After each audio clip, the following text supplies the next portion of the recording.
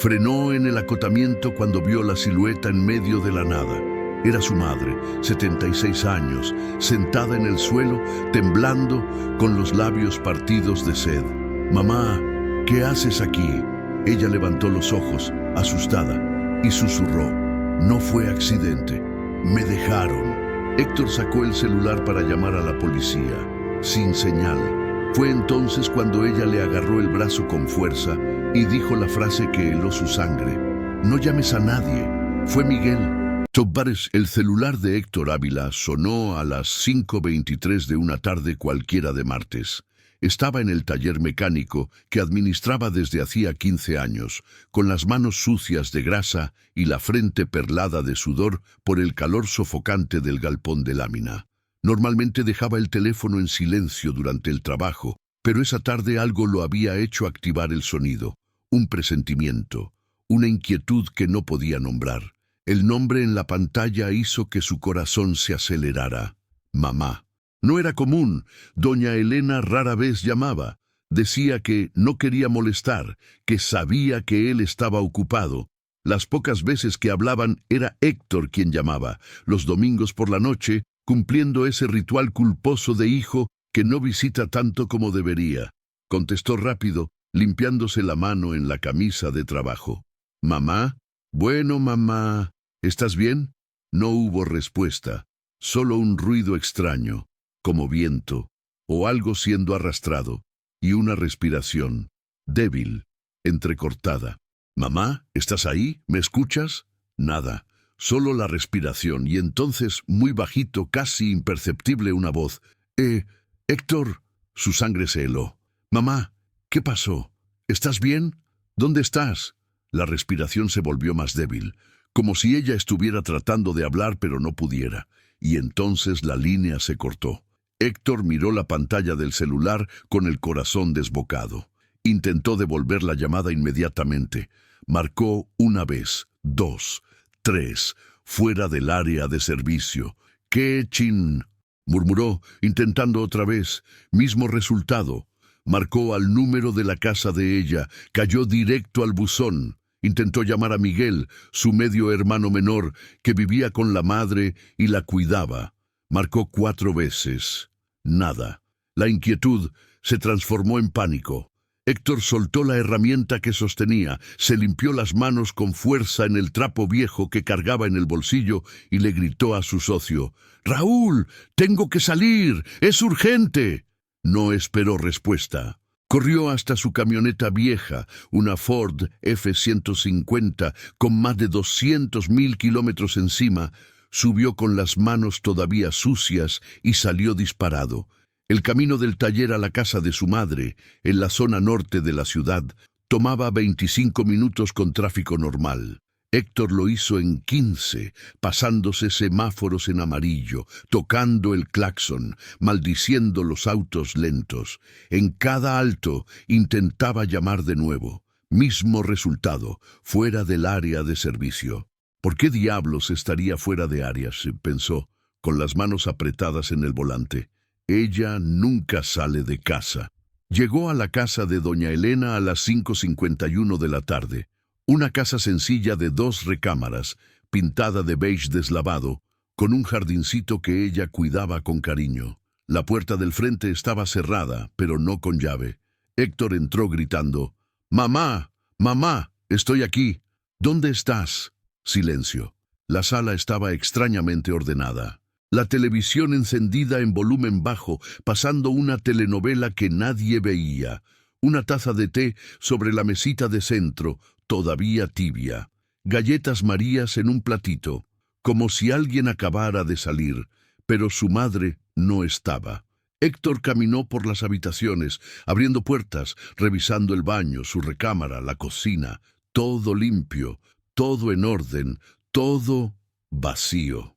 «¿Mamá?», gritó más fuerte, sintiendo el pánico crecer. «¡Mamá!». Volvió a la sala.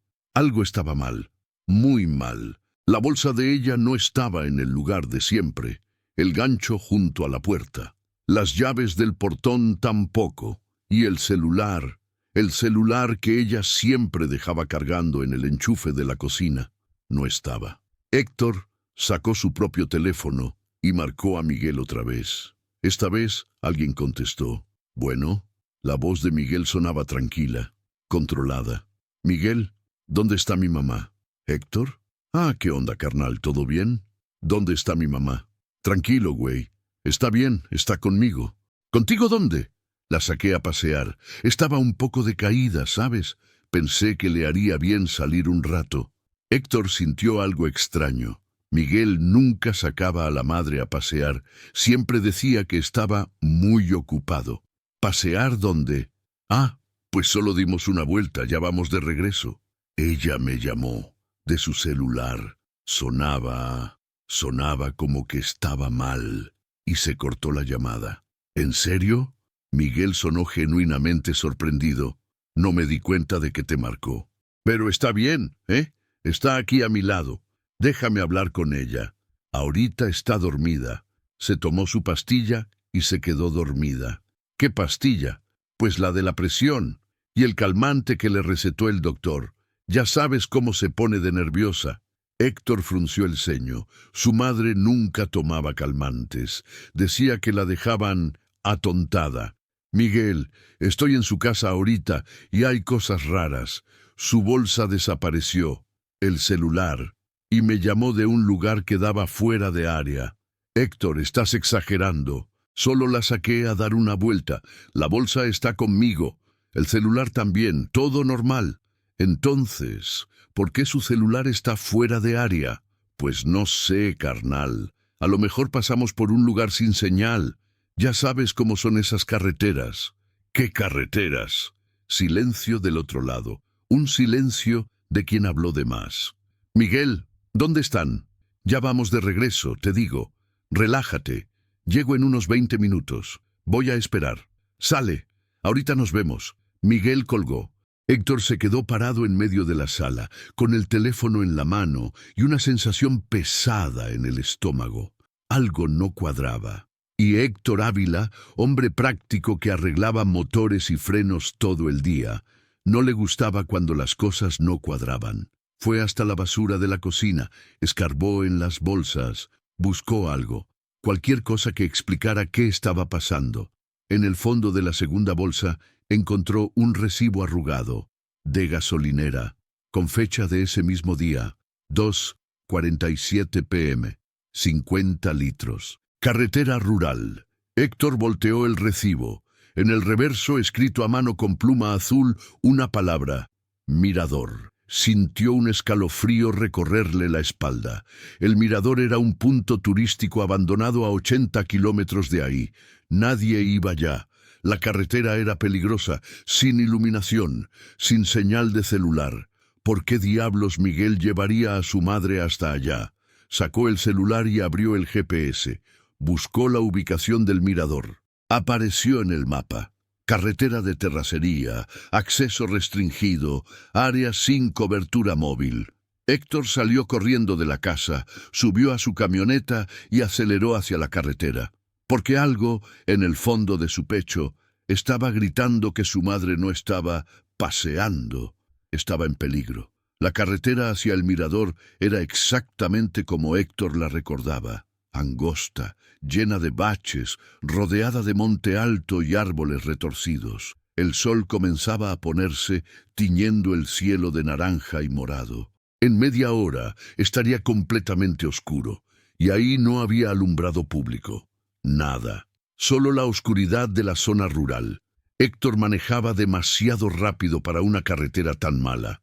La camioneta brincaba, las llantas levantaban polvo, pero él no disminuía la velocidad. No podía.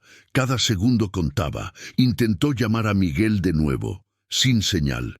Intentó llamar a la policía, sin señal. Estaba completamente solo. 10 kilómetros adentro de la carretera de tierra. Vio algo, una silueta, sentada en el suelo junto a un montón de piedras, cerca del antiguo mirador que daba vista al valle. Héctor frenó bruscamente. La camioneta derrapó, levantando una nube de polvo rojizo. Bajó antes incluso de apagar el motor, corriendo hacia la figura. Y cuando llegó cerca, el mundo se derrumbó. Era ella, doña Elena, su madre, 76 años, sentada en el suelo de tierra seca, con la ropa sucia, el cabello despeinado, los labios partidos de sed, temblando. «Mamá». Héctor cayó de rodillas junto a ella. «Mamá, ¿qué pasó? ¿Qué haces aquí?» Elena levantó los ojos despacio. Estaban confundidos, asustados, como los ojos de una niña perdida. «¿Héctor?» Su voz era un susurro ronco. «Tú viniste». «Claro que vine. ¿Qué pasó? ¿Te caíste? ¿Te perdiste?» Elena negó con la cabeza, temblando. «No fue accidente». Sus manos agarraron el brazo de él con fuerza sorprendente. «Me dejaron». Héctor sintió como si el suelo hubiera desaparecido bajo sus pies. «¿Qué? ¿Cómo que te dejaron? ¿Quién te dejó aquí?» Elena miró alrededor con miedo, como si alguien pudiera estar escuchando. Necesito agua». Sus labios estaban blancos, partidos, sangrando en las comisuras. «Espera». Héctor corrió a la camioneta, agarró una botella de agua, volvió corriendo. La ayudó a beber, despacio, sorbitos pequeños. Elena tosía, se ahogaba, pero bebía con desesperación. «Tranquila, mamá, tranquila, despacito». Cuando ella terminó la mitad de la botella, Héctor la examinó mejor. Tenía rasguños en los brazos, moretones morados en las muñecas, la ropa rasgada en la manga. «Mamá, ¿quién te hizo esto?» Elena comenzó a llorar, lágrimas silenciosas que rodaban por su rostro arrugado. Pensé que iba a morir aquí, que nadie me iba a encontrar. Yo te encontré. Estoy aquí. ¿Estás segura ahora?» Héctor intentó sacar el celular para llamar a la ambulancia. Nada, sin señal. «Chingao», guardó el teléfono. «Está bien, te voy a llevar al hospital. Ahora». Pero cuando intentó levantarla, Elena le agarró el brazo con fuerza. «No llames a nadie todavía». «¿Por qué?» «Mamá, necesitas un doctor. Pero tú necesitas saber primero. Necesitas saber quién hizo esto». «¿Quién, mamá? ¿Quién te dejó aquí?» Elena cerró los ojos, como si decir el nombre fuera lo más difícil del mundo. Y entonces, con una voz que temblaba de miedo y tristeza, susurró: «Fue Miguel». Héctor sintió como si le hubieran dado un golpe en el estómago. «¿Qué? No puede ser. Miguel él te está cuidando. Vive contigo. Fue él, Héctor. Me trajo aquí, me dio medicina y me dejó». «Mamá, no, eso no tiene sentido. ¿Por qué Miguel haría eso?» Elena abrió los ojos, y lo que Héctor vio en ellos lo aterrorizó. Certeza, dolor, verdad, porque quiere la casa y el dinero, y yo estaba estorbando. Héctor negó con la cabeza, procesando. No, tiene que haber un error. Miguel no». Y entonces, de reojo, vio algo que hizo que su sangre se helara. Faros, apareciendo en la curva de la carretera, viniendo hacia ellos, despacio, deliberadamente. «Mamá». Héctor la ayudó a levantarse con urgencia. «Tenemos que salir de aquí. Ahora». Pero Elena tembló aún más. «Es él», susurró con voz quebrada. Dijo que iba a regresar. Héctor cargó a su madre en brazos hasta la camioneta. Pesaba menos de lo que recordaba, mucho menos, como si hubiera encogido en los últimos meses. Abrió la puerta del copiloto con dificultad, la acomodó en el asiento, le puso el cinturón de seguridad, cerró la puerta. Los faros del otro carro estaban más cerca ahora, a unos 200 metros, avanzando lentamente. Héctor subió del lado del conductor, encendió el motor y estaba a punto de acelerar cuando vio algo que lo hizo detenerse. El carro que venía era un Sentra blanco, el carro de Miguel. «No». Héctor miró a su madre. «Mamá, ¿ese es el carro de Miguel?» Elena asintió, temblando. Él regresa para asegurarse». «¿Asegurarse de qué?» Elena lo miró con lágrimas en los ojos. «De que no voy a salir de aquí viva». Héctor sintió la rabia explotar en su pecho, pero no había tiempo para rabia. Había tiempo para decisiones. Pisó el acelerador. La camioneta arrancó con fuerza, levantando nube de polvo, haciendo que su madre se agarrara del asiento. En el retrovisor, Héctor vio los faros del Sentra blanco cambiar, acelerando, siguiendo. ¡Agárrate, mamá! ¡Agárrate fuerte! Héctor aceleró aún más. La carretera era una pesadilla, curvas cerradas, baches profundos, piedras sueltas. Pero él conocía carreteras malas. Había manejado en peores. El Sentra seguía atrás, también acelerando.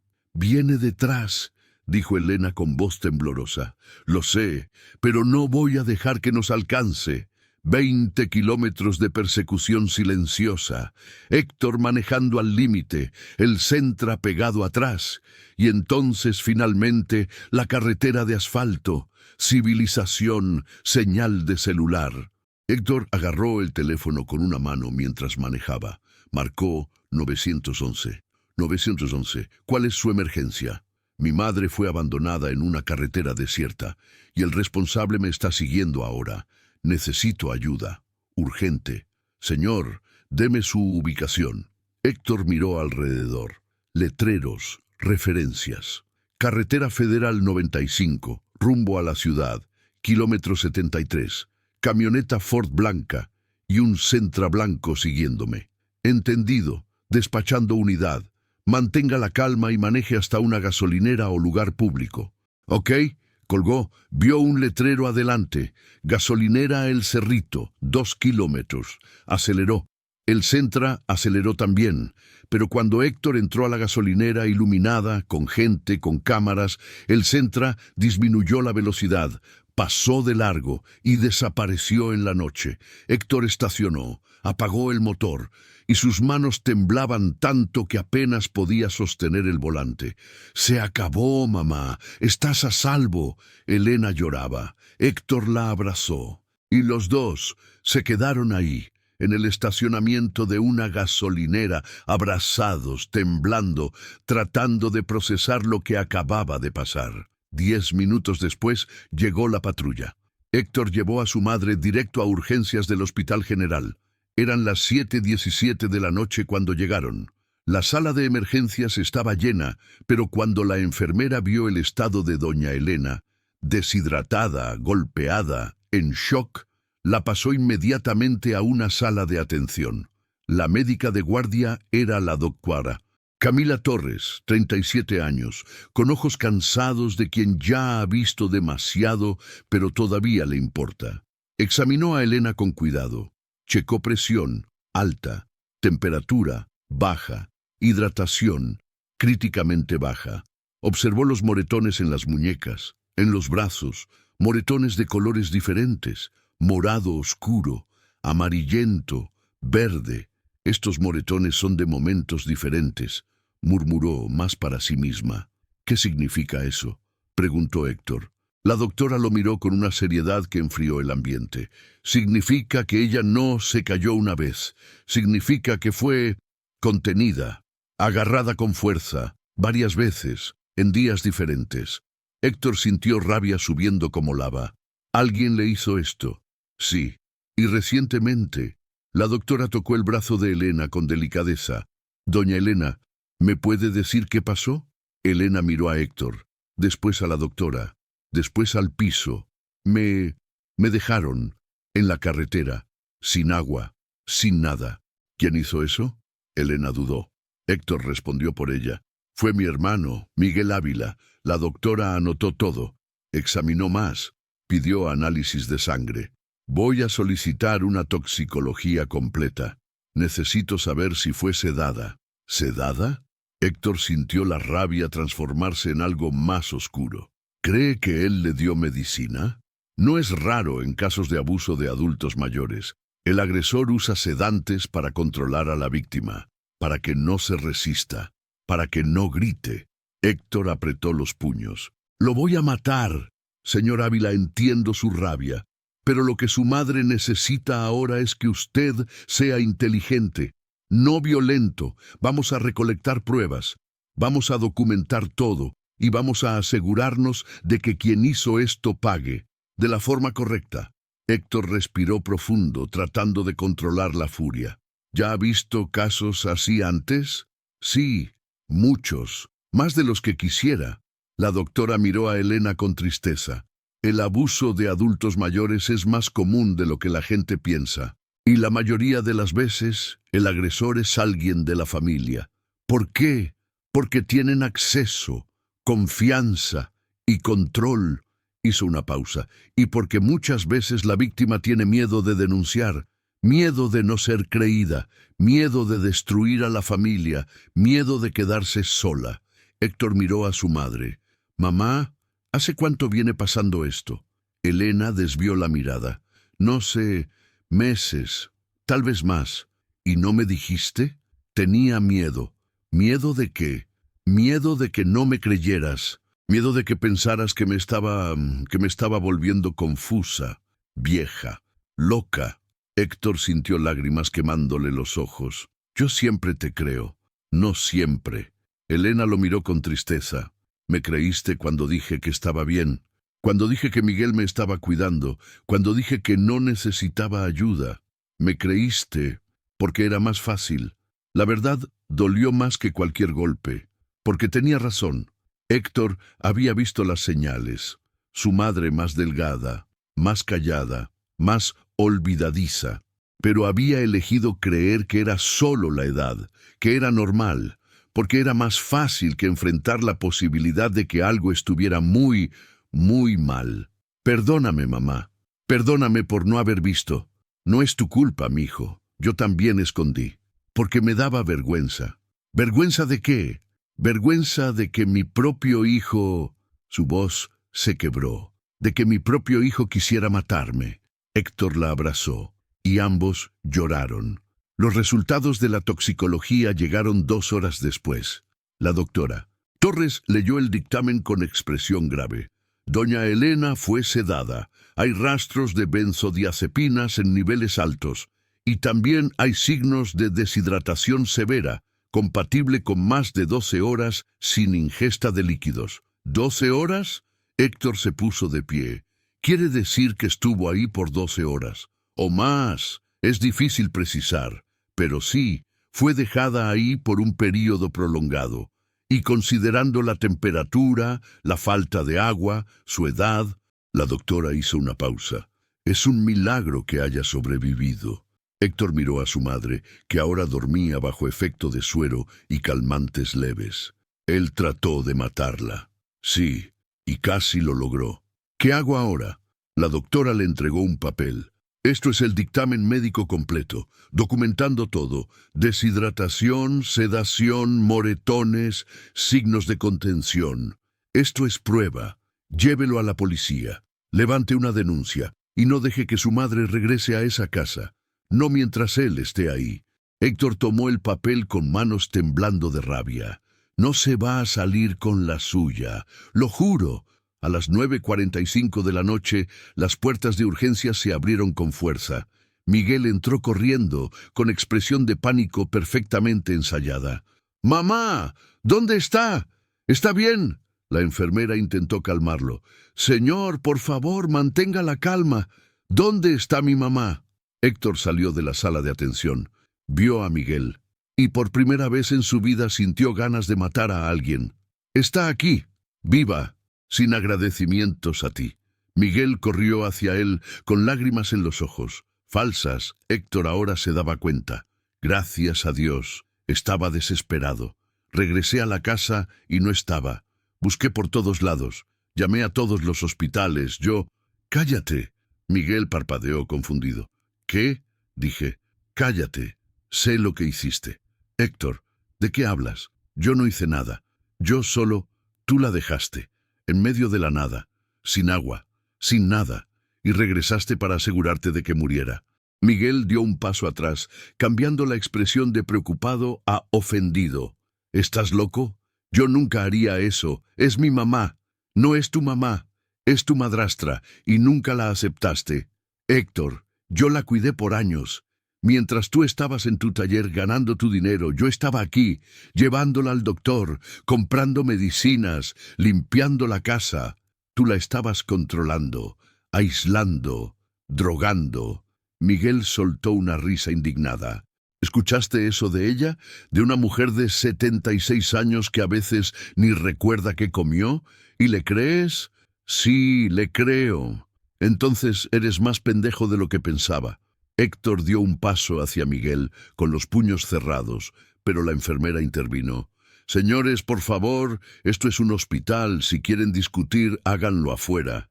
Miguel levantó las manos en falsa paz. «Perdón, es que estoy muy preocupado. Solo quiero ver a mi mamá». «No te vas a acercar a ella», dijo Héctor con voz helada. «Tengo tanto derecho como tú». «No, no lo tienes, porque tú trataste de matarla». Miguel miró alrededor. Había gente observando. Testigos. Cambió de táctica. Está bien. Veo que estás alterado. Hablamos cuando te calmes, pero que sepas una cosa. Yo la amo. Y todo lo que hice fue por amor, por cuidado, mientras tú apenas aparecías. La frase golpeó exactamente donde Miguel quería. En la culpa, en la herida abierta que Héctor cargaba. Pero Héctor no retrocedió. «Lárgate, ahora, antes de que haga algo de lo que me arrepienta». Miguel sonrió.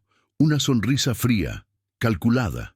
«Qué bueno que solo fueron 2 horas», murmuró casi para sí mismo. Héctor se congeló. «¿Qué dijiste?» Miguel parpadeó, como si se hubiera dado cuenta de que habló de más. «Nada, no dije nada. Dijiste 2 horas. ¿Cómo sabes cuánto tiempo estuvo ahí?» Yo supuse. «No sé. Nadie dijo tiempo. Ni yo, ni los doctores». «¿Cómo sabes?» Miguel tartamudeó. Yo solo. Tú sabes porque fuiste tú quien la dejó ahí. Y cronometraste, para asegurarte de cuánto tiempo aguantaría». Miguel dio otro paso atrás, dándose cuenta de que se había delatado. «Estás alucinando. Me voy. Pero esto no se acaba aquí». Salió del hospital caminando rápido.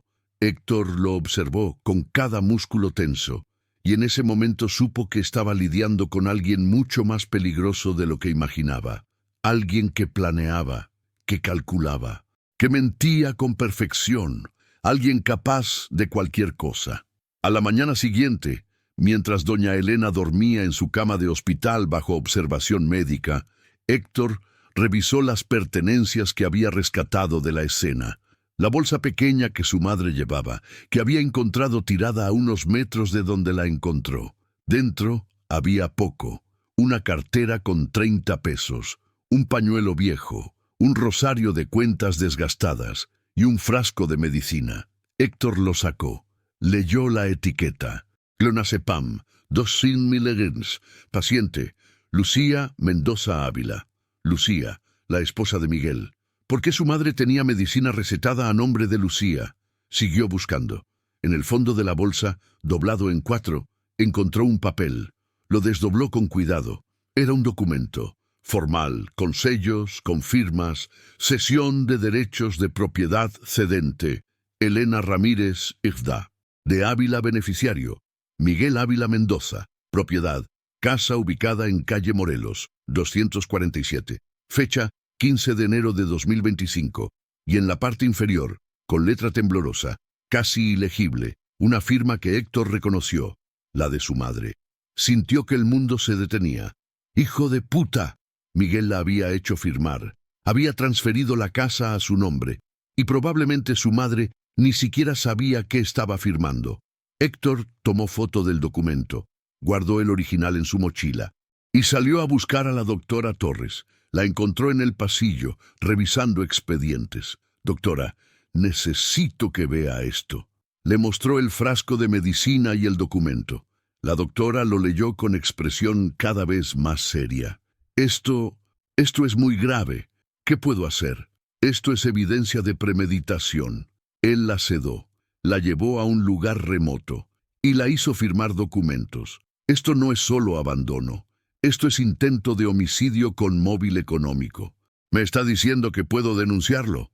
No solo puede, debe, y tiene pruebas. El dictamen médico, este documento, la medicina, todo. Héctor asintió. «Voy a ir a la policía. Ahora». «Espere». La doctora lo detuvo. «Una cosa más. Voy a tomar muestras de las uñas de su madre. A veces hay rastros de piel o fibras de quien la agarró. Eso puede ser evidencia forense». Héctor sintió esperanza por primera vez. Gracias por creerle». La doctora sonrió con tristeza. He visto demasiados casos donde nadie les cree a los adultos mayores, donde la familia los descarta como confundidos o exagerados. No voy a ser parte de eso. No esta vez. Esa noche, mientras su madre dormía, Héctor revisó el celular de ella que había rescatado de la bolsa. Estaba apagado, casi sin batería. Lo enchufó y esperó a que prendiera. Cuando finalmente encendió, vio la pantalla de inicio, sin contraseña.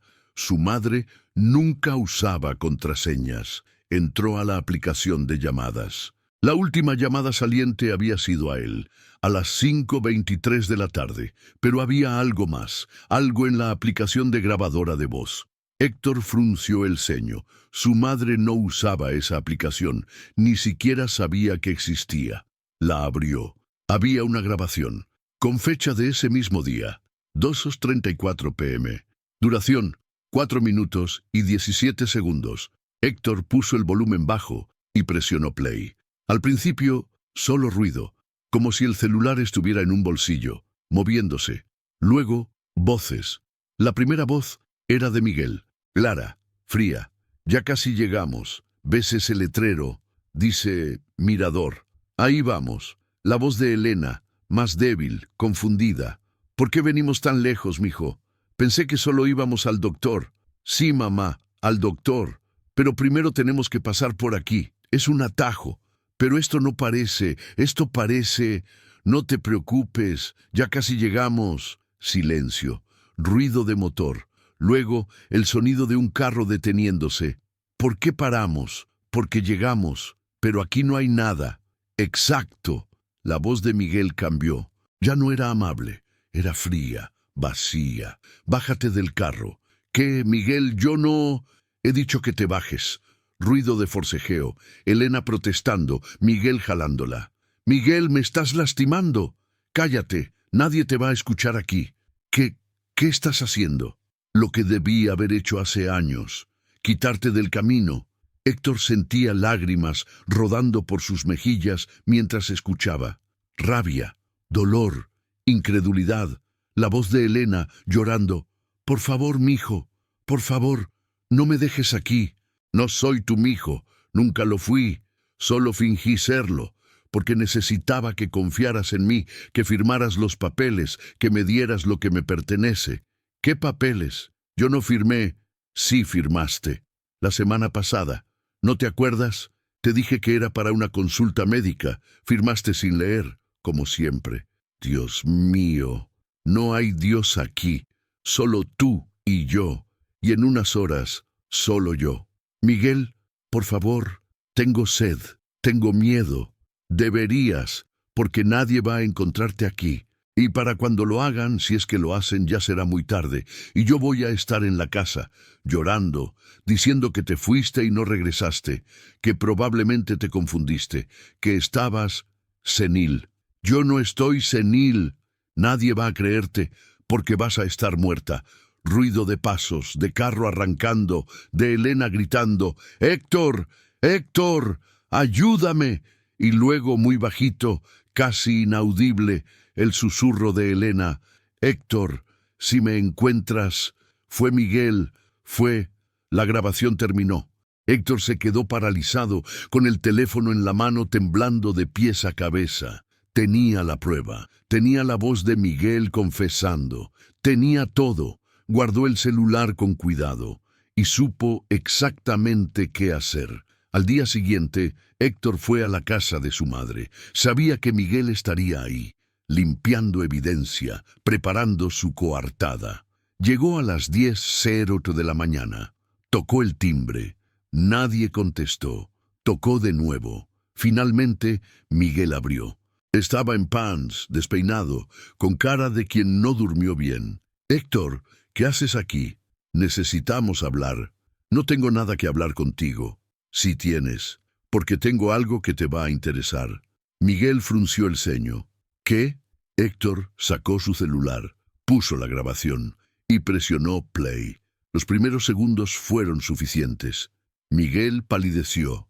«Apaga eso». «¿Por qué? ¿No quieres escuchar tu propia voz confesando que trataste de matar a tu madre?» «Eso Eso no es. Tú lo editaste, lo inventaste. No lo inventé. Y los forenses van a poder verificarlo. Voz, metadata, todo. Miguel cerró los puños. ¿Qué quieres? Quiero que te entregues, que confieses, que pagues por lo que hiciste. Miguel soltó una risa seca. No voy a hacer eso. Entonces yo lo haré por ti. Voy a ir a la policía. Voy a entregarles la grabación, el dictamen médico, el documento fraudulento, todo. Miguel dio un paso hacia él. Su expresión cambió. Ya no era la del hijo preocupado. Era otra, oscura, peligrosa. Si haces eso, su voz era fría como hielo. Termino lo que empecé. ¿Me estás amenazando? No es amenaza, es promesa. Miguel se acercó más. Siempre fuiste el débil, Héctor, el bueno, el que seguía las reglas, y por eso nunca tuviste nada. Yo, en cambio, yo hago lo necesario. Matar a tu madre es lo necesario. Ella no es mi madre, solo es una vieja que se casó con mi padre, y cuando él murió, se quedó con todo, con la casa, con el dinero, con todo. ¿Y yo? Yo me quedé cuidándola, años, esperando, fingiendo que me importaba, y ahora finalmente iba a tener lo que me pertenece. Pero tú tuviste que arruinarlo. Héctor sintió asco. ¿Estás enfermo? No, estoy cansado, cansado de fingir, cansado de esperar, cansado de... Se detuvo respirando pesado. Pero da igual, porque aunque vayas a la policía, no van a hacer nada. Es tu palabra contra la mía. Y yo tengo años de ser el buen hijo. Tengo testigos, tengo credibilidad, tengo la grabación, que puedes haber editado, que puedes haber falsificado. Miguel sonrió. No tienes nada, hermano, y lo sabes. Héctor sacó otro papel, el documento de cesión de derechos. ¿Y esto? Miguel palideció de nuevo. Eso es legal.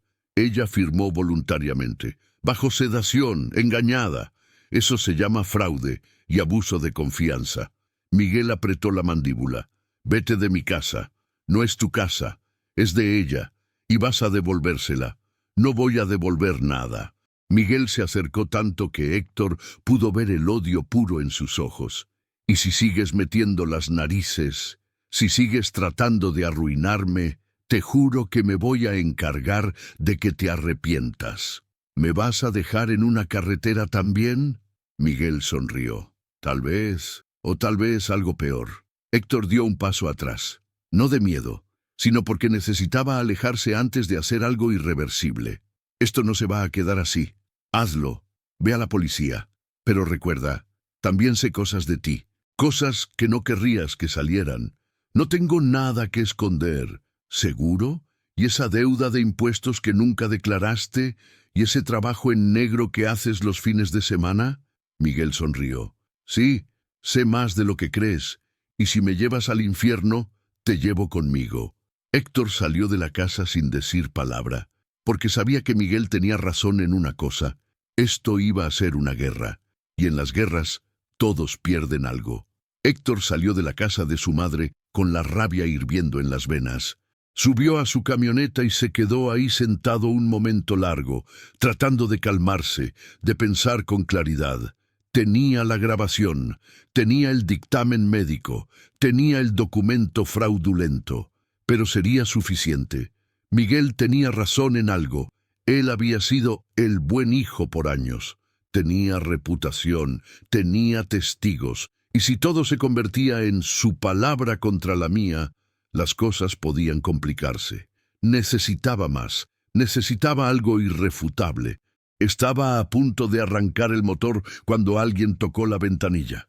Era Lucía, la esposa de Miguel, 33 años, elegante incluso en pants y sin maquillaje, con el cabello recogido en una cola y los ojos hinchados como si hubiera llorado toda la noche. Héctor bajó el vidrio. «Lucía». Ella miró hacia la casa con nerviosismo. Luego de vuelta a Héctor. «Necesito hablar contigo, pero no aquí. ¿Puedes venir a la cafetería de la esquina? En 20 minutos. ¿Por qué? Porque tengo algo que debes saber, algo que puede ayudar a tu mamá». Héctor la estudió. Lucía siempre había sido callada, sumisa. Vivía apagada por Miguel, como una sombra sin voz propia. Pero ahora había algo diferente en ella, algo que parecía determinación. Está bien, ahí te veo. 20 minutos después, Héctor estaba sentado en una mesa al fondo de la cafetería El Buen Sabor, tomando un café que no quería. Lucía llegó con gafas oscuras y una chamarra con capucha, como si no quisiera ser reconocida. Se sentó frente a él sin pedir nada. «Gracias por venir. ¿Qué es lo que querías decirme?» Lucía respiró profundo, como si estuviera reuniendo valor. Miguel hizo algo terrible, y yo lo supe, y no hice nada, y eso me convierte en cómplice. ¿Sabías que iba a dejar a mi madre en la carretera? No sabía los detalles, pero sabía que estaba planeando algo. Lleva meses hablando de liberar la herencia. Así lo decía, liberar la herencia. Héctor sintió náuseas. ¿Y tú nunca dijiste nada? Tenía miedo. Miguel, cuando se enoja. Bajó las gafas, mostrando un moretón amarillento debajo del ojo izquierdo. Él no es lo que parece. Héctor cerró los puños. Él te pegó. No solo a mí, a tu mamá también, cuando ella se portaba mal, cuando no hacía lo que él quería. Él decía que era por su bien, que ella estaba confundida y necesitaba disciplina. Dios mío. Lucía sacó algo de su bolso, un sobre amarillo. Se lo dio a Héctor con manos temblorosas. Esto es una copia de un contrato, de una procuración, de transferencias bancarias. Todo a nombre de Miguel. Todo firmado por tu mamá. ¿Pero qué?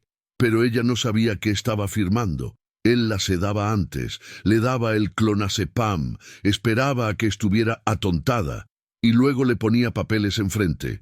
Firma aquí, mamá. Es para el seguro médico, es para la pensión. Y ella firmaba, porque confiaba en él. Héctor abrió el sobre. Adentro había copias de cesión de derechos de la casa, procuración total y absoluta, transferencias de cuentas bancarias, cancelación de testamento antiguo, todo fechado en los últimos 6 meses, todo con la firma temblorosa de su madre, todo fraudulento. ¿Cuánto dinero le robó? Casi todo.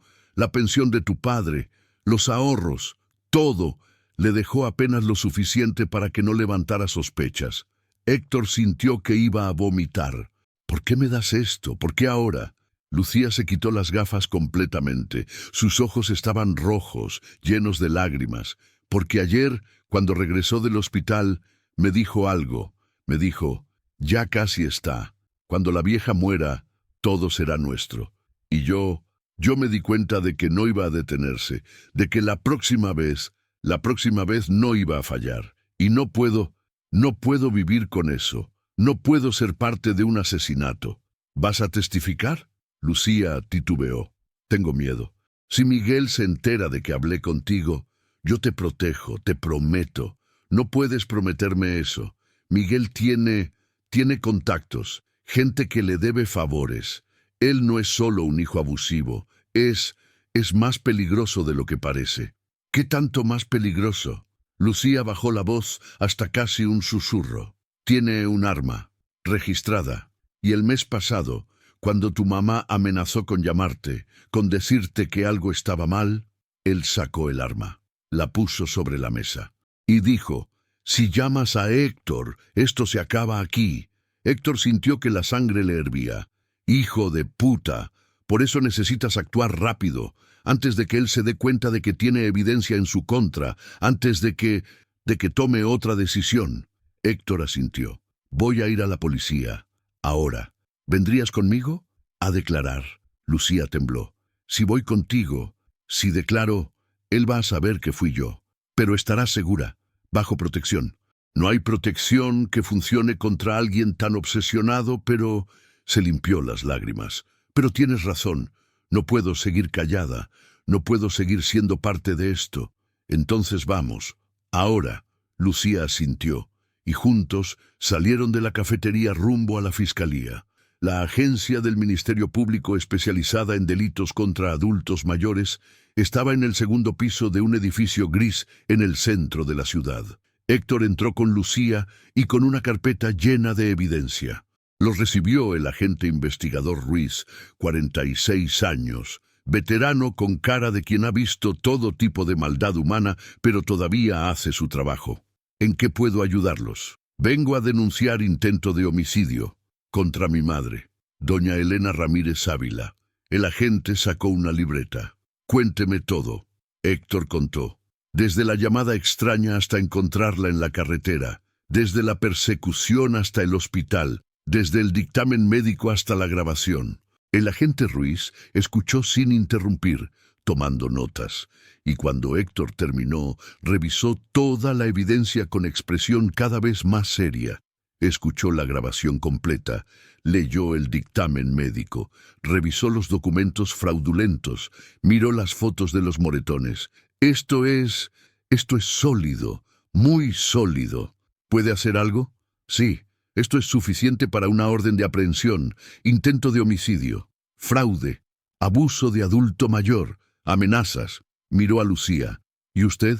Yo era su esposa. Y tengo más información. Documentos, transferencias bancarias, todo. El agente asintió. Necesito que ambos den declaración formal, hoy, ahora, y voy a solicitar la orden de aprehensión inmediata. Miró a Héctor. Pero necesito advertirle algo. Si el sospechoso se entera de que están aquí, puede intentar huir, o algo peor. ¿Qué tan rápido puede actuar? Si el juez autoriza la orden hoy, podemos ejecutarla esta noche. Entonces háganlo. Por favor, déjeme hacer unas llamadas. El agente salió. Héctor y Lucía se quedaron en silencio. Gracias, dijo Héctor. No me agradezcas. Esto debía haberlo hecho hace meses, años. Yo soy tan culpable como él. No, tú eres víctima también. Tal vez. Pero eso no me hace sentir menos culpable. 4 horas después, a las 6:30 de la tarde, el agente Ruiz regresó con noticias. Tenemos la orden. Vamos a ejecutarla a las 8:00 p.m. en su domicilio. ¿Quieren que vaya? No, es mejor que se quede aquí, por seguridad, pero voy a mantenerlo informado. Héctor asintió. Las siguientes horas fueron las más largas de su vida. A las 7:45 p.m., Miguel recibió una llamada de un amigo que trabajaba en la fiscalía. «Carnal, te están buscando. Hay una orden de aprehensión por intento de homicidio». Miguel sintió que el mundo se detenía. «¿Qué? No sé los detalles, pero escuché tu nombre. Miguel Ávila, orden activa. Van a ir por ti esta noche». Miguel colgó. Su mente trabajaba a 1000 por hora. Tenía que irse. Ahora. Corrió a su habitación. Sacó una maleta. Metió ropa, documentos, dinero en efectivo que tenía escondido en el closet. Bajó corriendo. Subió a su Sentra blanco. Arrancó el motor. Y cuando estaba a punto de acelerar, vio las luces, rojas y azules, rodeando la calle. 3 patrullas, bloqueando las salidas. ¡No, no, no! Intentó retroceder, pero había otra patrulla atrás. Estaba atrapado. Un oficial salió con megáfono. «Miguel Ávila, baje del vehículo con las manos arriba. Tiene una orden de aprehensión». Miguel golpeó el volante con rabia. Pensó en acelerar, en romper el cerco, en escapar. Pero había demasiadas patrullas, demasiados oficiales, demasiadas armas apuntándole. No tenía salida. Apagó el motor, bajó lentamente, con las manos arriba. Los oficiales lo rodearon, lo tiraron al suelo, le pusieron las esposas. «La casa es mía», gritó forcejeando. «Yo la cuidé, yo me la merezco». Lo levantaron con fuerza, lo metieron a la patrulla, y mientras se lo llevaban Miguel gritaba: «Esto no se acaba aquí, voy a salir, y cuando salga van a pagar, todos». Pero nadie le creyó. Porque finalmente, después de años de manipulación, de mentiras, de control, la máscara había caído, y lo único que quedaba era un hombre roto, enojado y vacío. 2 días después, hubo una audiencia preliminar. Héctor, Lucía y doña Elena, ya recuperada lo suficiente para declarar, estuvieron presentes. Miguel fue llevado esposado, con uniforme de reo, con la mirada fija en el suelo. Cuando entraron a la sala, levantó la vista. vio a su madre. Y por primera vez en años, doña Elena lo miró directo a los ojos sin miedo. El fiscal presentó las pruebas, la grabación de audio, el dictamen médico, los documentos fraudulentos, el testimonio de Lucía. Miguel intentó defenderse.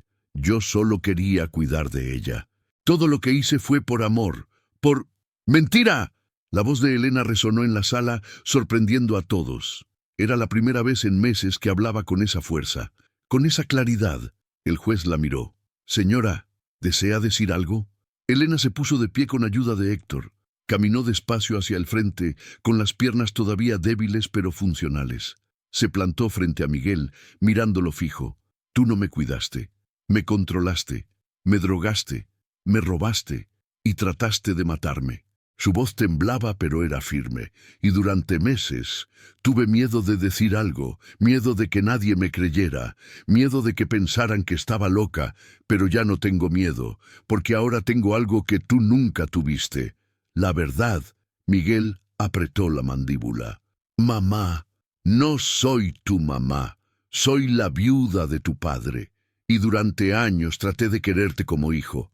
Traté de aceptarte, traté de darte un hogar, y tú me pagaste con odio, con manipulación, con violencia. Yo nunca... ¡Sí lo hiciste!», Elena gritó. «Me empujaste cuando no obedecía, me encerraste en mi cuarto, me quitaste el teléfono, me dijiste que si llamaba a Héctor me ibas a meter a un asilo, y yo tuve tanto miedo que preferí callar». El juez golpeó el mazo. «Orden en la sala». Elena respiró profundo tratando de calmarse. «Pero ya no me callo, porque casi muero. Y cuando estaba ahí, en esa carretera, sola, con sed, pensando que nadie me iba a encontrar, me di cuenta de algo, que prefiero morir diciendo la verdad que vivir callando la mentira». Miguel la miró con algo que parecía arrepentimiento, vergüenza, pero se desvaneció en un segundo. «La casa me pertenece. Yo la cuidé. Yo me quedé cuando Héctor se fue. Yo... La casa», interrumpió Elena con voz firme, «no es tuya. Nunca lo fue. Y nunca lo será. Porque yo la cuido desde que tu padre murió. Yo pagué cada reparación. Yo planté cada flor del jardín. Yo la hice un hogar. Y tú solo querías venderla». El fiscal intervino. «Señoría, tenemos evidencia de que el acusado planeó y ejecutó un intento de homicidio contra la señora Elena Ramírez. Solicitamos prisión preventiva sin derecho a fianza». El juez revisó los documentos, escuchó la grabación, leyó el dictamen médico y finalmente, con voz grave, dictó: «Orden de prisión preventiva aprobada. El acusado permanecerá detenido hasta el juicio, y dado el riesgo de fuga y la gravedad de los cargos, sin derecho a fianza». Miguel explotó. «Esto es injusto. Yo solo quería lo que me pertenecía. Mi padre me lo prometió. Él dijo que la casa sería mía». «Tu padre nunca dijo eso», gritó Elena. «Él me dejó todo a mí, y lo hizo porque sabía cómo eras, sabía que solo te importaba el dinero. No yo, no la familia, solo el dinero». Miguel intentó abalanzarse hacia ella, pero los oficiales lo sujetaron. «Te arrepentirás», gritó, siendo arrastrado fuera de la sala. «Esto no se acaba. Voy a salir, y cuando salga...» Pero las puertas se cerraron, y su voz se apagó. Y por primera vez en años, doña Elena sintió que podía respirar. 3 meses después, el juicio terminó. Miguel fue declarado culpable de intento de homicidio calificado, fraude, abuso de adulto mayor y amenazas. Fue sentenciado a 23 años de prisión. Lucía, por haber cooperado con la justicia y haber sido víctima de violencia doméstica también, recibió inmunidad. Se divorció de Miguel y comenzó una nueva vida. Doña Elena recuperó todo lo robado: la casa, el dinero, su dignidad, pero más importante, recuperó su voz. Ya no tenía miedo de hablar, de decir lo que pensaba, de pedir ayuda cuando la necesitaba. Y Héctor cambió también. Vendió su parte del taller mecánico, abrió uno más pequeño, más cerca de la casa de su madre. para poder visitarla todos los días. Desayunaban juntos, veían telenovelas juntos, cuidaban el jardín juntos. Y Mateo, que había sido el catalizador de todo sin saberlo, pasaba las tardes con su abuela. Le enseñaba a usar el celular, a tomar fotos, a reírse otra vez. Una tarde, mientras plantaban flores nuevas en el jardín, doña Elena le dijo a Héctor: ¿Sabes qué es lo más extraño de todo esto? ¿Qué, mamá? Que casi tengo que morir para poder vivir de verdad. Héctor sintió un nudo en la garganta. No digas eso. Pero es verdad, durante años viví con miedo, callada, pequeña, y ahora ya no tengo miedo, porque ya sé lo peor que puede pasar, y sobreviví. Héctor la abrazó. Y nunca más vas a estar sola, te lo prometo. Lo sé, mijo, lo sé. 6 meses después del juicio, Héctor llevó a su madre de regreso al mirador. Elena no quería ir. Tenía miedo de revivir el trauma, pero la doctora Torres, que ahora era su terapeuta, le había sugerido que enfrentara el lugar, que lo resignificara. No tienes que hacerlo sola, le dijo Héctor. Voy contigo. Y así, un sábado por la mañana, con el cielo azul y despejado, con Mateo en el asiento trasero cantando canciones, los tres tomaron la carretera hacia el lugar donde todo había cambiado. Llegaron al mirador. Elena bajó de la camioneta con piernas temblorosas. Caminó despacio hacia el lugar exacto donde Héctor la había encontrado. Se quedó ahí parada un momento largo, recordando, sintiendo, procesando. Luego se arrodilló, sacó algo de su bolso, una flor, una rosa blanca. La puso en el suelo. ¿Por qué pones una flor, abue?, preguntó Mateo. Porque aquí fue donde casi muero, pero también fue donde tu papá me encontró, donde decidí que no iba a callar más, donde volví a nacer. Héctor se arrodilló junto a ella. Mamá, nunca más vas a pasar por algo así, te lo prometo. Elena sonrió con lágrimas en los ojos. Lo sé, mijo, porque ahora ya no tengo miedo, porque aprendí algo importante. Yo no fui abandonada. Miró la flor. Fui encontrada. Mateo abrazó a su abuela. Héctor los abrazó a ambos. Y ahí, en el lugar que había sido escenario de terror, crearon un nuevo recuerdo. Uno de sanación, de cierre, de familia. Esa noche, ya en casa, mientras doña Elena dormía tranquila en su propia cama, en su propia casa, que ahora tenía cerraduras nuevas y alarma, Héctor revisó el audio otra vez. Lo escuchó completo, desde el principio hasta el final, y entonces notó algo que no había notado antes. Antes del inicio de la conversación entre Miguel y Elena, había un sonido, pequeño, casi inaudible, como un botón siendo presionado. Rebobinó, escuchó con atención, y escuchó un susurro, muy bajo, la voz de su madre. Que Dios me perdone, pero tengo que grabar esto. Héctor sintió lágrimas rodándole por las mejillas. Su madre había sabido, había intuido que algo malo iba a pasar, y había tenido el valor de grabar, de crear evidencia, de salvarse a sí misma. No esperó a que alguien más la salvara. Ella misma se salvó. Y eso, pensó Héctor, era el verdadero milagro. No que él la encontrara, sino que ella nunca se rindió, que incluso en el momento más oscuro tuvo la fuerza de pelear, de creer que alguien vendría, de creer que merecía ser encontrada. Él la encontró abandonada en medio de la nada, pero ella ya se había encontrado a sí misma, y esa fue la verdadera salvación. Para todos los adultos mayores que sufren en silencio, para todos los que tienen miedo de no ser creídos, para todos los que creen que ya es muy tarde para pedir ayuda, nunca es muy tarde y siempre merecen ser encontrados. Vamos a crear algo juntos. Comenta 1. Lo que más te gustó de la historia y 2. Tu ciudad o país. Así conocemos a nuestra comunidad alrededor del mundo. Y no olvides darle like y suscribirte para más historias transformadoras.